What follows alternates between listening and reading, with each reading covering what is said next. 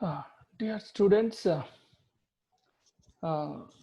yesterday we had a discussion about the concept of power and authority and also legitimacy. What is legitimacy? What is power and what is authority? How they are closely related and how they are important in a political system. Today, we are going to have a discussion about the very concept of politics, how we should look at the concept of politics. Earlier, the politics used to be meant by about discussing about the institutions of government and state, constitution, and etc. But when behavioral revolution uh, came, the focus shifted towards shifted from institutions and that is government and state to the processes, activities, and behavior, and relationships, etc. uh, that take place in a political system. So there was a complete shift of focus from institutional aspects to the the processes, activities, and behavior. So the concept of politics has changed because of the behavioral revolution. The concept of political science has changed. It has become more broader. It has become more interdisciplinary. So in that context, we are going to understand politics in a new uh, way. And here is a definition of politics by one of the great political scientists, David Easton. So today we are going to understand, we are going to discuss about his definition of politics, the way he has understood the concept of politics. So let us start. What is politics? In what way he has seen? He said the authoritative. He defined politics as the authoritative allocation of values. So let us have a discussion on this concept.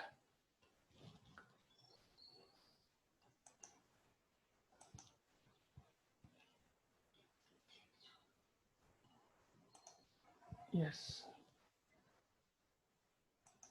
yes. Politics as authoritative allocation of values. So it is a kind of process.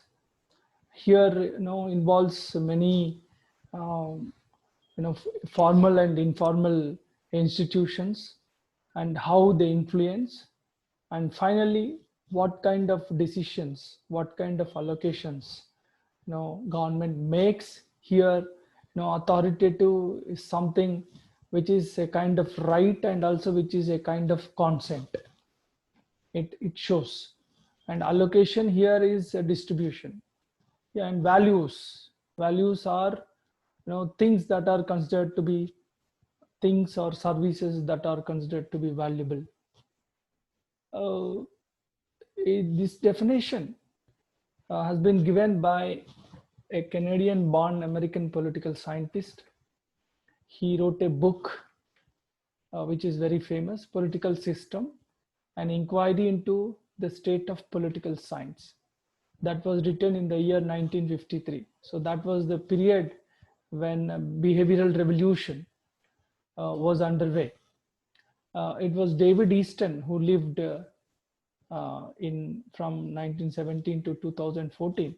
He gave this definition, and if we understand this definition, we are able to understand the political system in a more integrated way and in more deeper way.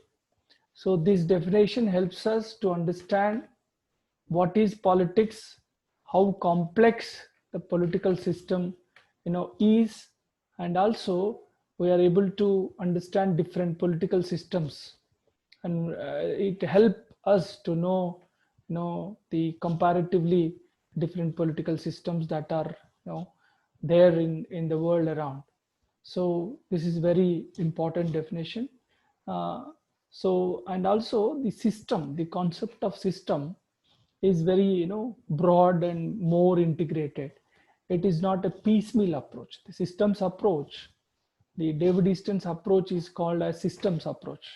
And this approach is not a piecemeal approach, knowing one particular thing and ignoring other so many things which have influence on that particular issue or thing, is not the business of this approach. It is an overall approach. It considers so many aspects, so many interdependencies. The whole is more important than its individual parts. This is the idea behind the systems approach. The whole is more important than its individual parts. So a plus b plus c plus d is more than when we consider them individually, a, b, c, and d. So it includes whole lot of processes, relationships, and institutions through government is linked to the governed. So we'll be able to understand how the government and the governed are interlinked through the processes, through the relationships, and through the different institutions that are there in a political system. So it is a wholesome approach which gives a complete picture of a political system. So in the definition, we find three important words: authoritative, allocation, and values. So we have to understand these terms clearly. Now, values. Values are the things considered to be valuable, whether they are spiritual or material. Material things are those things which we can touch, which we can see, which we can perceive. Spiritual things are those which are beyond these material goods, like feeling of security, feeling of completeness, feeling of satisfaction, and these are the beyond the material things. So uh, values are the things considered valuable, whether they may be spiritual or material. This is very important. So now we've understood what do you mean by values. So every political system, in every political system, governments have to distribute, allocate the values. This is one aspect. And allocation, as I said just now, allocation is nothing but distribution of things to various individuals or groups. This is accomplished through policy, which consists of web of decisions. This is very important. So distribution is done through a policy. Policy consists of so many decisions. We have to understand the difference between decision and policy. Decision denotes the selection among alternatives. See, when there are so many alternatives, you have to choose one among those alternatives. So before choosing that alternative, you have to understand and analyze the consequences of each alternative. Then you have to choose that particular alternative. So decision involves a kind of choosing an alternative, and policy implies arriving at a decision as well as its implementation. Here policy includes you have to choose and you have to implement it. So policy consists of both. It is choosing and implementation. Both are part and parcel of policy. So this is what about allocation. Then authoritative. This we have to understand. What do you mean by authoritative? Here authoritative means it's not like forcing. It is not like force or autocratic or something like that. It is not like that. Here authoritative, a policy is authoritative when the people to whom it is intended to apply or who are affected by it consider that they must or ought to obey it. So the people who are affected should feel that it is essential for their benefit. So there is a kind of consent from the people. And also Authoritative also shows a kind of right. A government, when it is elected through proper electoral system, it gets a right, a kind of right to take decisions and to announce policies. So authoritative shows here two important things. One is the government will have a right to order, to take decisions, to take policy decisions, and also there is a kind of consent from the people who are affected by the policy that is announced. So here authoritative is very important here. So according to David Easton, politics is defined, or according to David Easton, politics implies an authoritative allocation of values. Authoritative here, it has got right, and also it gets the consent of the people, and then it will allocate, it will distribute. What it will distribute? It will distribute the values, the goods or services that are considered to be very valuable. So this process, the entire process of allocation, is a very complex process.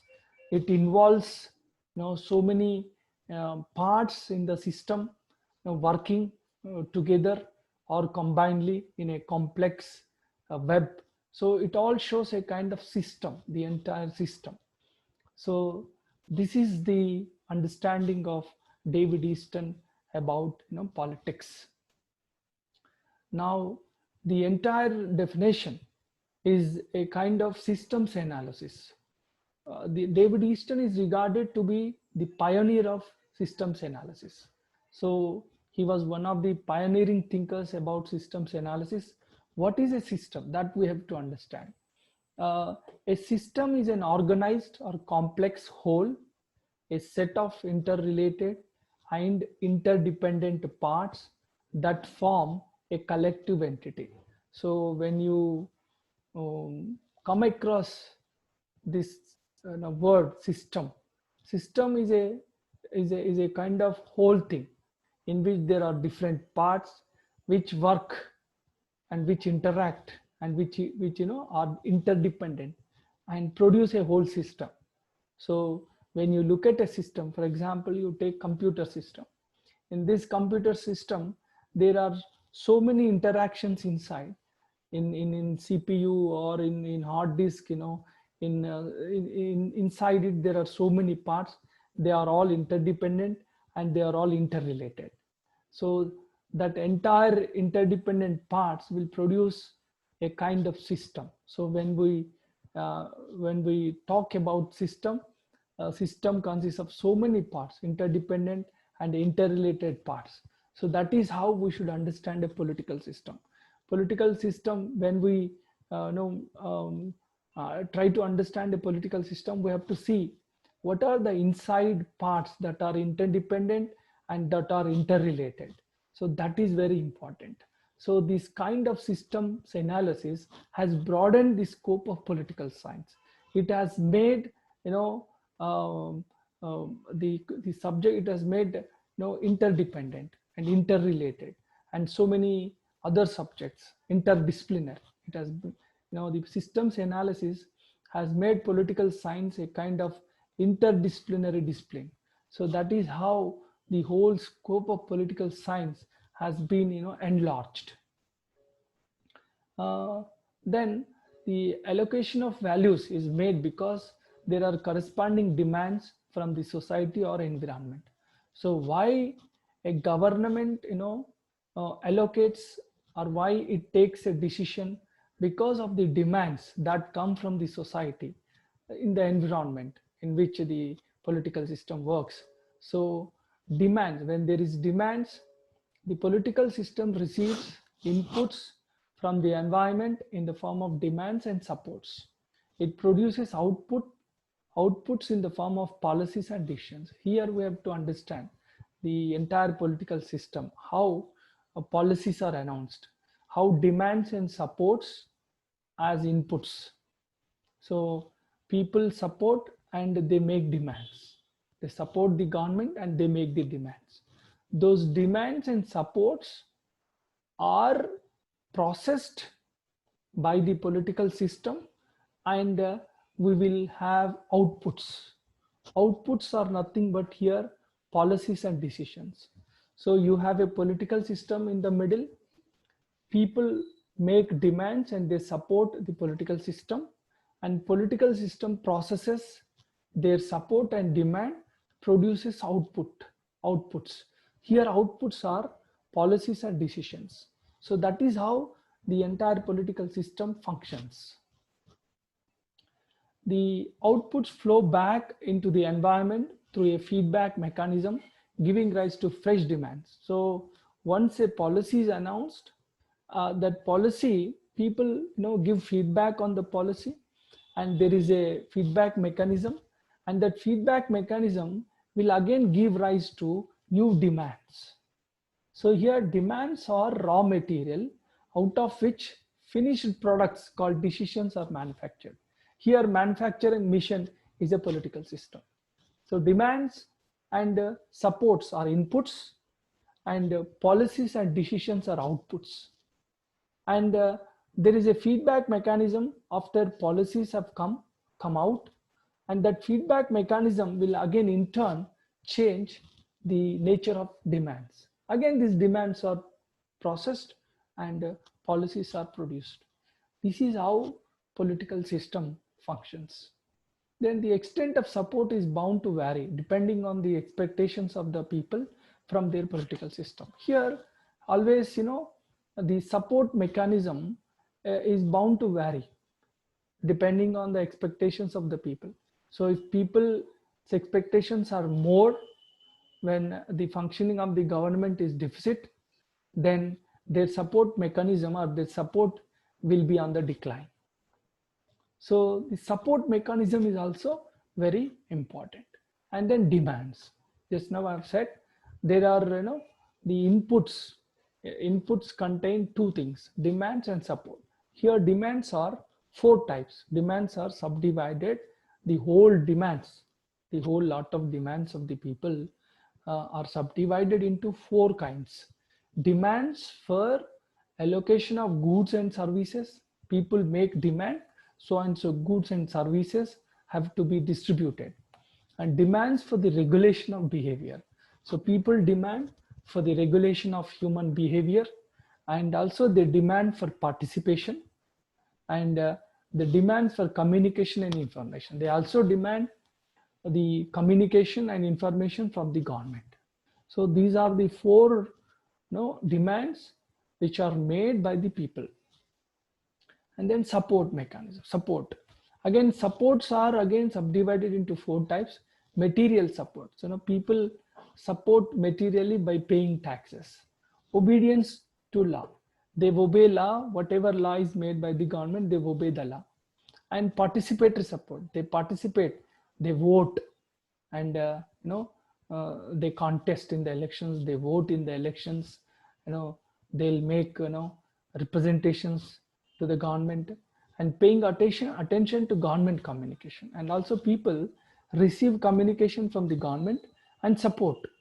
When there is no communication gap, the support will be more, and that will help the political system to function. Outputs as policies and decisions. Here four types of outputs. Extractions. So government make decisions to either increase or impose new taxes. Regulation of behavior. It will make policies to regulate the behavior of the people. You have so many laws to regulate the people. And allocation or distribution of goods and services. So government, they take policy decisions and allocate or distribute goods or services. And symbolic outputs. Every government makes a decision so that it will have more appealing. It will have a kind of a symbolic output it will create. So this is also very important. So these are the outputs, and the feedback is essentially a communication process which produces action in response to information about the state of political system in such a way that the future action of those structures is modified in consequence. This is important. So when people make the government makes policies and decisions, and the policies and decisions will have a feedback mechanism, and that feedback will enable the future action in more and more effective way. They will that will influence the future action. The feedback will influence the future action, and it will make more better. Easton was the first to conceptualize political system as an information process system. So this is very important. So the entire political system, there are so many processes, so many relationships, so many institutions. So they pass on information, among themselves, and they pass on information from one particular institution to another. So that is how there is a kind of interdependence and connection through the process, information process. His framework of systems analysis was found very useful for the comparative analysis of diverse political units, such as modernized as well as developing politics. This is very important. The systems analysis of Easton has helped to understand different political systems comparatively. If you want to know the American political system, and if you want to compare that American political system with that of India, then what are the factors that you have to take into consideration? If you know the decision making process, how inputs are made and how outputs will come, and political system, how political system processes the demands and support mechanism of the people, and if you know that, then you will be able to understand the political system of a particular country. So if you understand a political system, then you can compare by taking those factors into consideration. And so in the comparative analysis, the David Easton's model of systems analysis will enable you to understand more and more in better way. So this is how the systems analysis is very important. It has also been extensively used for an analysis of the international political system. So when you take international political system, and again, if you go through how the demands are made and how support mechanism works and how the international political system processes those demands and supports and produce output, that is policy and decisions, then you will be able to understand who are the people making demands, how they are supporting, and how what kind of policies are being doled out. So these things will be easily understood. His model of political system has served as a basis for Gabriel Almond's model of structural functional analysis. This you will come to know in your higher classes. The Gabriel Almond's model of structural functional analysis is a better thing than the systems analysis of David Easton. He improves upon the systems analysis and he produces structural functional analysis. And also for Karl Deutsch model of communication theory. So this is how the David Easton's systems analysis and model of systems analysis has enabled the students of political science to understand the political system and also to make comparative analysis of different political systems around the world. So that is why the Easton's definition is very important. Now, because of this, the political science has become a kind of policy science. So policy science involves multidisciplinary, interdisciplinary, and it has broadened the scope of political science. This definition has definitely broadened the definition of political science, and therefore David Easton's definition is very important. His systems analysis is also very important. Thank you.